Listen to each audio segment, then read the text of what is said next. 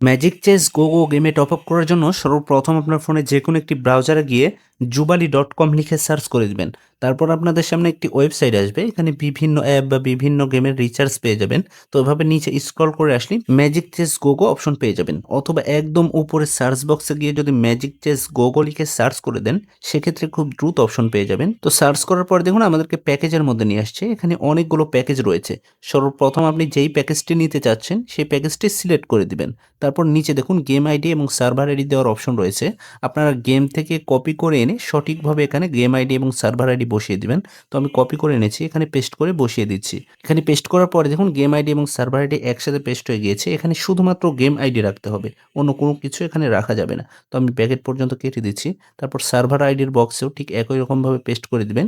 এখানেও সব কিছু কেটে দিতে হবে, শুধুমাত্র সার্ভার আইডি রাখতে হবে, ব্যাকেটও কেটে দিতে হবে। অর্থাৎ শুধুমাত্র এখানে সংখ্যা রাখতে হবে, অন্য কোনো চিহ্ন বা কোনো কিছু রাখা যাবে না। তারপর গো পেমেন্ট অপশনে ক্লিক করে দিবেন। তারপর বিলিং ডিটেলসে এসে আপনার নাম, ফোন নাম্বার এবং ইমেল অ্যাড্রেস সঠিকভাবে বসিয়ে দিয়ে নিচে স্ক্রল করে চলে আসবেন। বিকাশ নগদের মাধ্যমে টাকা পাঠাতে চাইলে মোবাইল ব্যাংকিং অপশন সিলেক্ট করে নিচে গিয়ে প্লেস অর্ডার বাটনে ক্লিক করে দিবেন।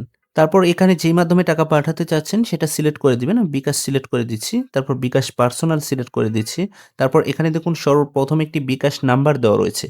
আপনাদেরকে এই নাম্বারে বিকাশ থেকে সেন্ড মানি করে টাকা পাঠাতে হবে। আর এই পেমেন্ট পেজে কিন্তু প্রতিনিয়ত নাম্বার পরিবর্তিত হয়। তাই এখানে যখন যেই নাম্বার থাকবে তখন সেই নাম্বারেই টাকা সেন্ড মানি করে পাঠিয়ে দিতে হবে। আর আমরা দেখুন ৳৩০ র প্যাকেজ নিবো, তাই ৳৩০ আমাদেরকে সেন্ড মানি করতে হবে। তো আমরা নাম্বারটি কপি করে বিকাশ অ্যাপে চলে যাচ্ছি।